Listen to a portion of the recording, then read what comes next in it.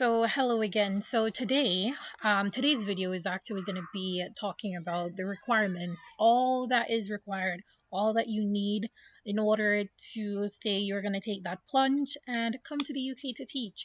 So without further ado, let's get right into it. I want to keep this as short as possible. So number one, I will say the number one, and I am going to be looking at a list just to make sure. So the number one thing I'd say is your degree. So typically, schools here will actually want you to have a degree, a teaching degree. But I have seen people get a job without a teaching degree, but have some form of bachelor's. Maybe, say, for instance, you're a science teacher like myself, and you have a bachelor's of science, just a bachelor of science in something, whatever it might be. They might accept you to do that if you have more than about 2 years experience in teaching. Once you get to the country, though, it's going to be tough because it's going to be harder or more expensive for you to get what we call a QTS. What they The second thing is, in addition to your degree, they'll want you to have a transcript of your degree. That basically tells them what you have studied to get that degree. So for me, I have a bachelor's of education in science. So my transcript will tell them, okay, I did biomolecules, I did this one, I did that, I did everything related to biology in my degree. Sometimes chemistry and very few physics. I'm now doing a separate physics course. But yeah, that's a number one thing. Number two on our list is going to be experience. Now, this one is a bit of a tricky one because for every job advertisement that you're going to see, most of them are saying they want 2 years experience. Some even go as far to say 3 years. But obviously, based on my age, I'm only 22. You can already imagine I actually had less than a year's experience at the time that I was employed by my school. So, experience, I would say, isn't the biggest factor. But if you have at least 2 years' experience, it gives you a better chance than someone else that might actually have less.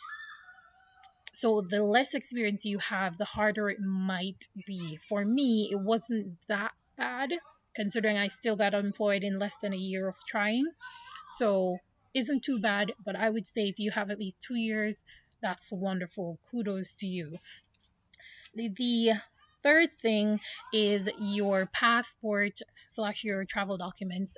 So for us, you had to have at least 6 months. I would say realistically, don't make the mistake that I had and come here with 1 year's validity on your passport. If you can renew your passport before coming here, please do. It will tremendously help not having to go through the embassy and everything because it is a nightmare.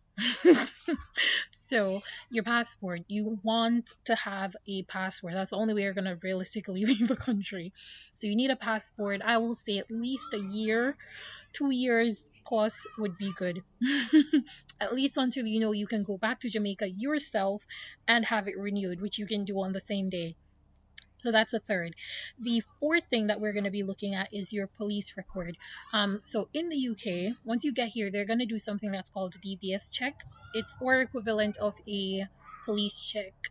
Um, but in Jamaica, you had to do a police record or police check. And basically, there was a plane flying by.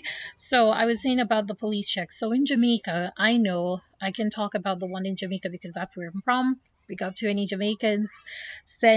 Drop a comment in my comment section. Please light up my comment section. Please, please, please. That's the reason why we're doing this. So with the police record, basically you had to go to the tax office, pay for your police record. Of course, you can't afford to realistically pay for um the 21-day one. You have to go for the 5-day service because what that does is when you apply for that, when you pay for that, when you go online to set the appointment to get your fingerprints done so that they can give you that certificate, it means that after 5 days of doing your thumbprint and everything, you'll get your certificate sorted. Another thing is, I'm aware that sometimes the The office isn't actually taking dates early, so I would suggest paying for the ticket just the same, the $6,000 ticket, JMD, of course.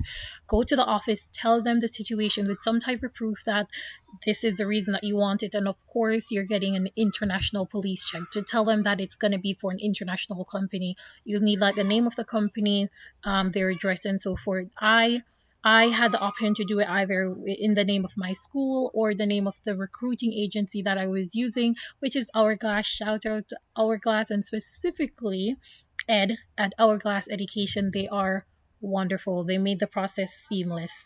The fourth thing, well, are we at fourth? The fifth thing, sorry. The fifth thing on that list is going to be your references. So in this case, tricky. So for your references, I had a big problem with my references. So basically, what they need is references either in the form of a teacher that is someone that's higher than you, not like an equivalent of you, like a colleague. So a teacher, such as maybe your deputy head at your school or your direct line supervisor, maybe you're a regular science teacher, and then you'll have your head of department or head of subject. They can give you a recommendation, or the principal or vice principal or someone in power in the education system. So you need two of those people to actually give you a recommendation. Normally, if you're going through an agency, they will ask you for your reference details, meaning their name and email address and contact number, and they'll send them specifically that email with the form to fill in a few things. Now, very important thing to note, if you don't think, come here, if you don't think those people are going to actually fill out that form for you, because it is, when I say it's a form, I mean it's a form. So whoever has to fill out that form for you is going to be in for quite a task. I'll say it probably, based on feedback that I got, it probably took her about my reference, one of my references, it probably took her about maybe 15 or so minutes straight to actually fill out that form. It's normally a very in depth form. What they want to ask is, how is this person with students? Is this person, to your knowledge, allowed to work with children under the age of 18? Um, are they on time for work? Are they a hardworking person? What are the qualities that you like to see in them at work? And so, oh, holy things. But yeah, it was a form, and it's basically that person literally vouching for you to say this person is a good person, this person is someone that you want to teach your child. So yeah, it's that bad. But yeah, so to my knowledge, these were the main things or the main requirements, I'll say, that you need to take into consideration before thinking about getting a job or starting to look for a job in here in the UK. So if I forget anything, I'll put it on. Please also like, share, subscribe. The dream is to always get more subscribers, more people to know about these stuff, more people to get educated coming into the country, and so forth. So subscribe, leave a comment, tell me about something that you liked. What can I improve? What do you want me to talk about next? Is there a question that you have specifically that you want me to answer? And I'll put something on screen with all my social media on there. So, of course, my YouTube name, my TikTok name, my Instagram name, and I think I'm on Facebook. Might delete that. But yeah, so yeah, like, share, comment, leave something, show some love, and I'll see you guys in another video.